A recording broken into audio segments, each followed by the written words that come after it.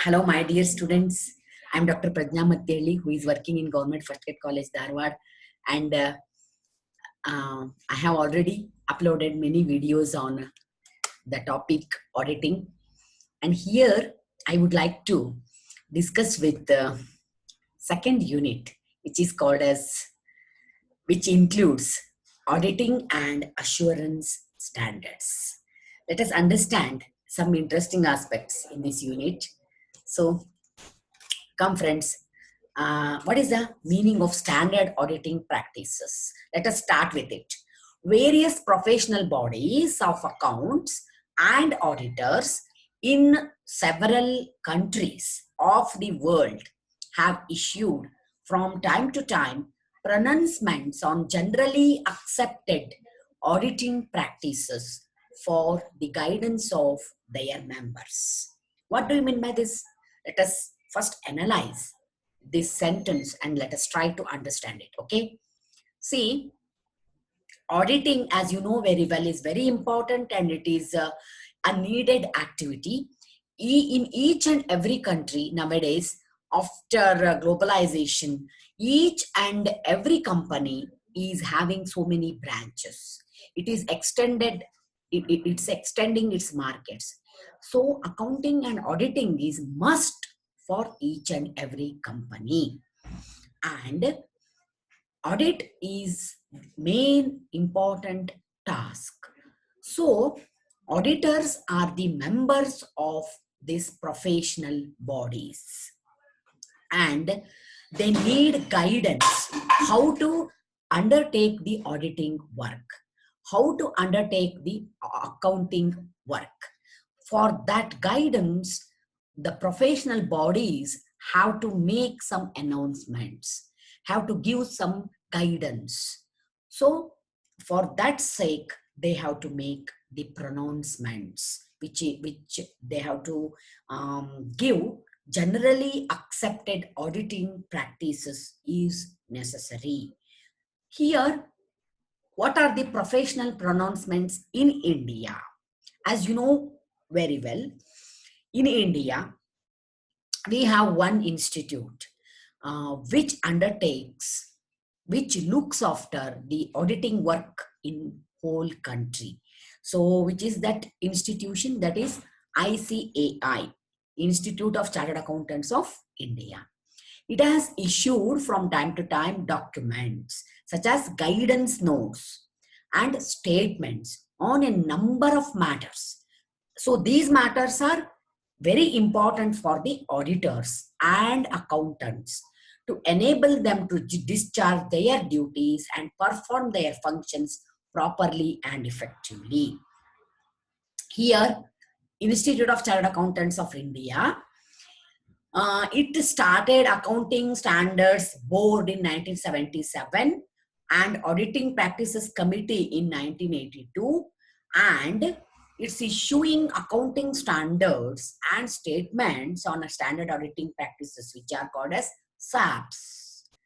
So what are the documents issued by ICAI? They are 6 actually.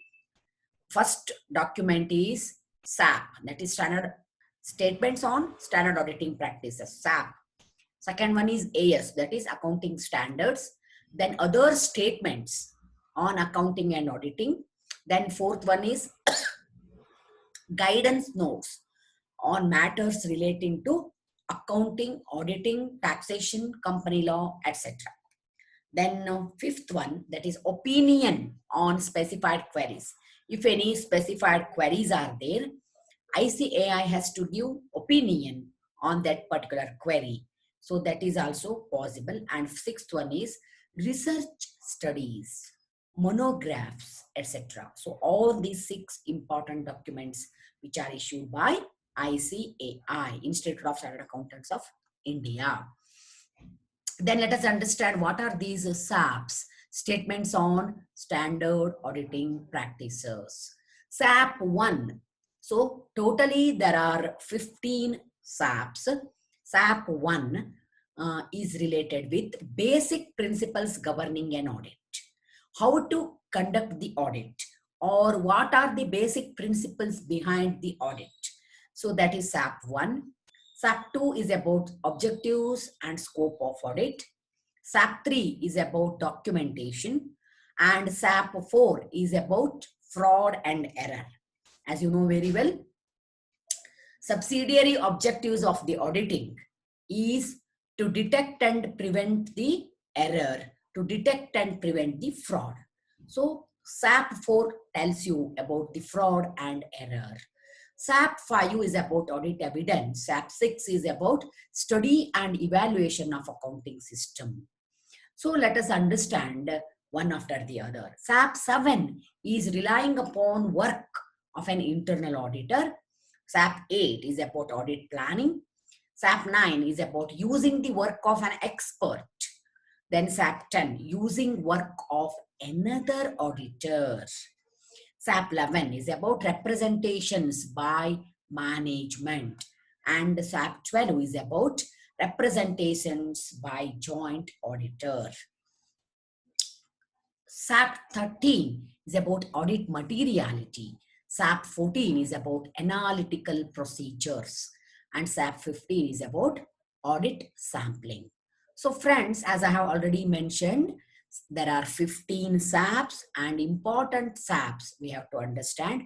These are issued with the object of securing compliance by the members of the institute on matters which are critical for the proper and effective discharge of their functions. So accounting standards are also very important, and ICAI already has announced 23 accounting standards. Okay, out of these 23, 13 accounting standards are mandatory and 10 accounting standards are recommendatory. These standards have been formulated on the basis of international accounting standards and also by taking into consideration the applicable laws, customs, usages, and business environment in India. These standards have to be observed by auditors in the presentation of financial statements. So what are these? As I have already mentioned, there are 13 accounting standards which are called as mandatory, compulsory. They have to be followed by all the multinational companies. So AS1, that is disclosure of accounting policies. AS4, contingencies and events occurring after balance sheet. AS5, that is net profit and loss for the period prior to items and changes in accounting policies. AS6 is about depreciation accounting. AS7 is about accounting for construction contracts. AS8 is about accounting for research and development. And AS9 is revenue recognition. AS10, accounting for fixed assets. AS11, accounting for effect of changes in foreign exchange rates. AS12, accounting for government grant. So AS13 is about accounting for investments. AS14 is about accounting for amalgamation. AS15 is about accounting for retirement benefits. And these are very important accounting standards which are compulsory. That means mandatory. So let us go with the detailed discussions of standard auditing practices. Okay. Wherein first thing is SAP 1. It tells you about basic principles governing an audit. What are those basic principles? They are integrity, objectivity, and independence. So what is integrity? Auditor should be straightforward, honest, and sincere in his approach to his professional work. He should maintain an impartial attitude. Then only he can give a report which is fair enough. And then only even the owners of the company, that is shareholders, can rely upon the audited balance sheet or audited final accounts. So as you know very well, Auditor is being appointed by the owners of the company, that is shareholders. And why they appoint auditor? Because they on themselves can't understand the financial statements. They can't understand what the balance sheet says and what the profit and loss account says, because they don't have accounting knowledge. But they find it better to appoint the auditor. So auditor is appointed to give a fair report on the accounts. Principle of integrity relates to honesty and sincerity of a professional auditor.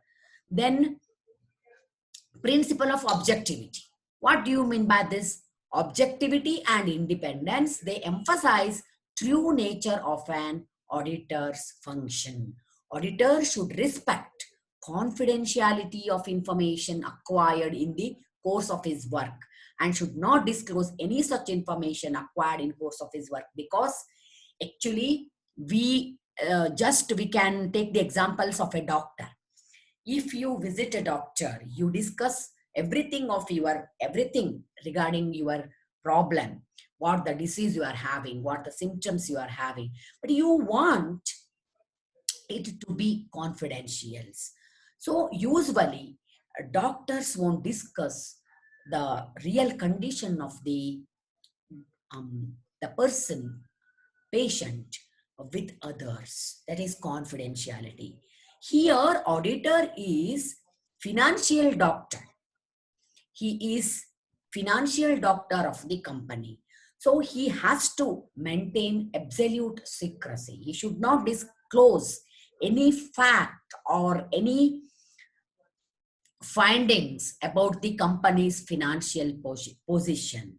He has to write everything in report, but the report will be kept confidential, means it is disclosed only in front of the shareholders and the bankers or the people who are related with it. They are all stakeholders, and only the stakeholders will look into it. So he should not disclose it in front of others, including the public. So this is about the SAP 1. And what is SAP 2, 3, or next aspect? I would like to disclose, I would like to discuss it, these facts in my next videos. So my dear students, let me end here, and I would like to have feedback from your side, and that is for my improvement, and wait for my next videos. Thank you, friends. Thank you.